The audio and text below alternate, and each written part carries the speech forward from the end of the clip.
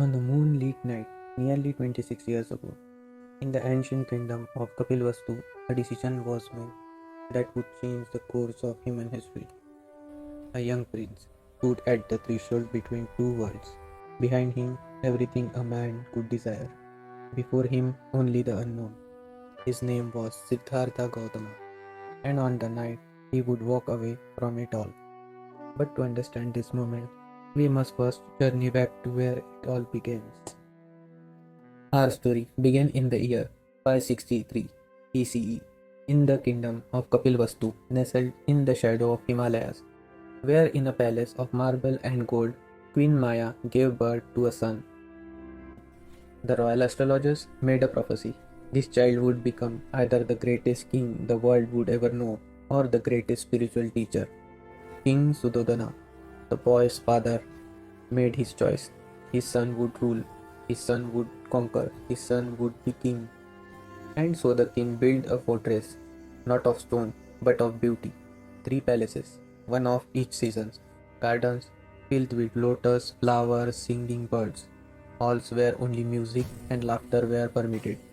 The king's command was absolute.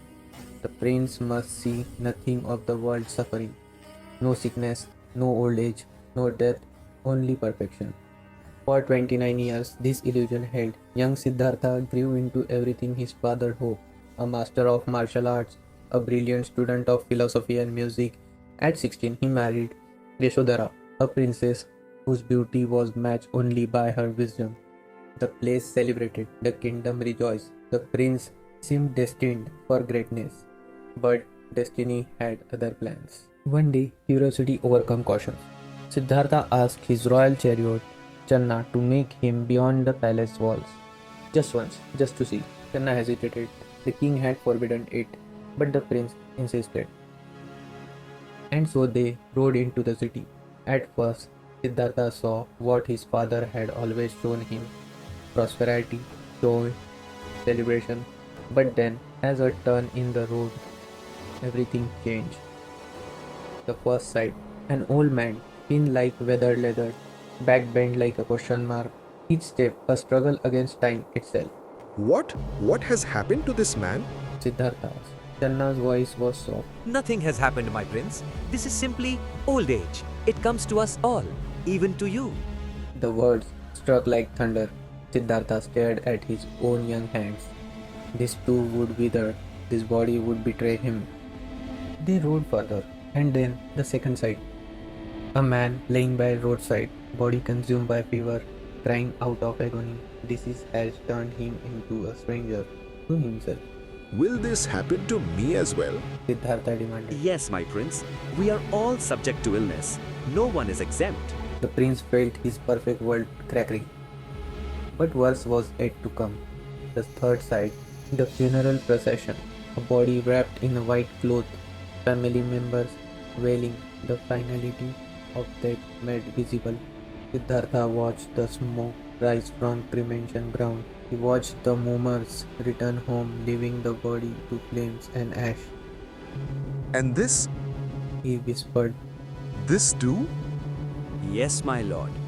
Death is the fate of all who are born.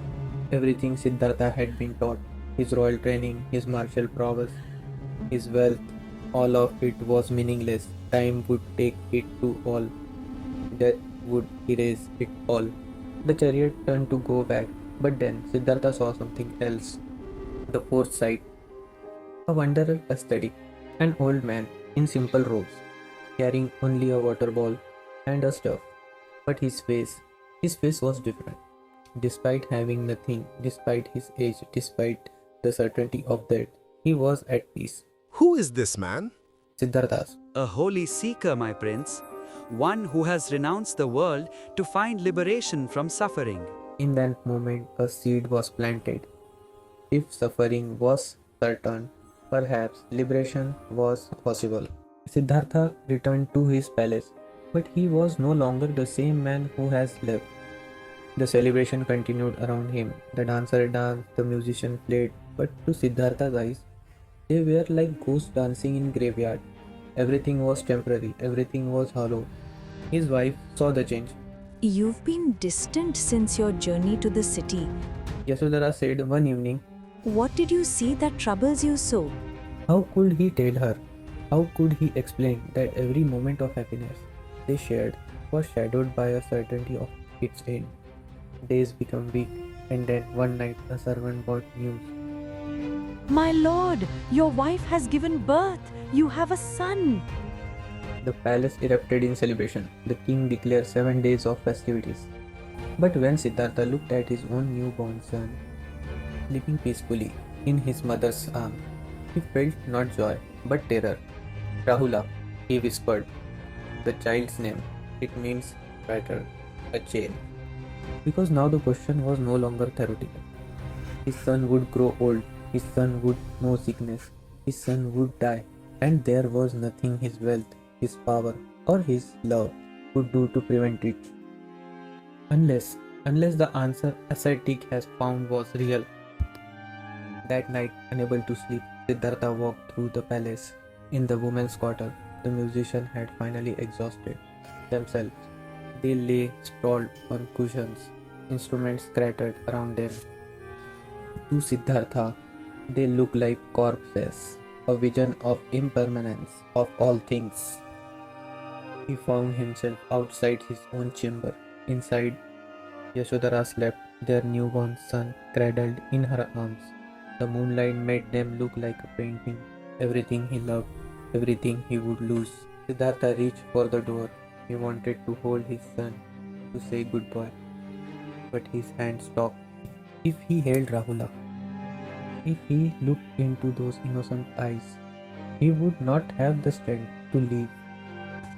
And if he didn't leave, if he didn't find the answer, his son would grow up in the same illusion he had.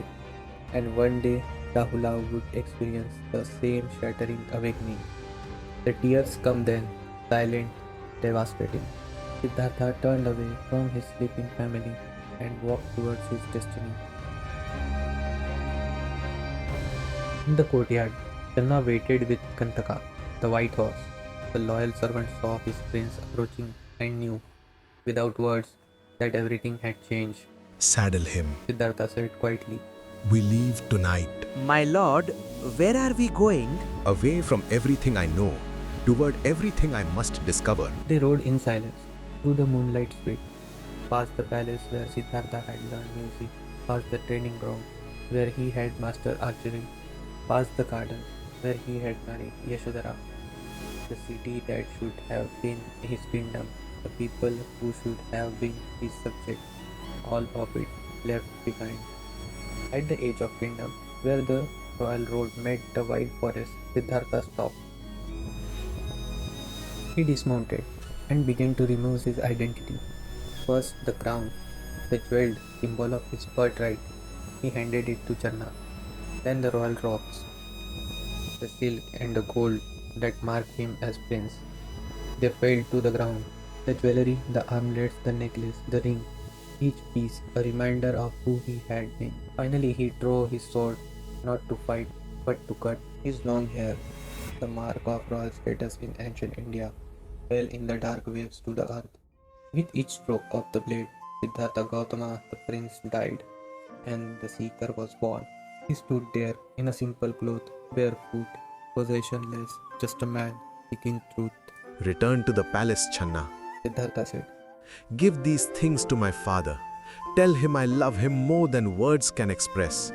Tell Yashodhara that I have not abandoned her, but that I must find the path that will free us all from suffering. Tell them I will return, but only when I have the answer. Channa fell to his knees, weeping. My lord, please, let me come with you. Your duty is to them now. Take care of my family. Even Kantaka, the horse, seems to understand. The great animal bent down and licked Siddhartha's beak. Tears, the ancient text says, flowed from the horse's eyes. Siddhartha embraced them both and then returned towards the forest. Each step took him further from everything he had known. Each step brought him closer to an uncertain future. Behind him, the sun began to rise on the kingdom of Kapilvastu. The palace awakened. Servant discovered the empty chambers. Yashodhara woke to find herself alone. But ahead of Siddhartha, in the deep forest, another kind of awakening waited. For 6 years, he would wander, he would study with greatest meditation master, he would push his body to the very edge of death. He would discover truth that would eliminate and failures that would devastate. But on this morning, as he disappeared into the ancient trees, Siddhartha knew only one thing: he would not return until he found the answer to suffering or died trying. This was the great departure, the moment a prince became a seeker, the first step on the path that would lead him to become the Buddha, the awakened one. But that awakening, that is a story for next time.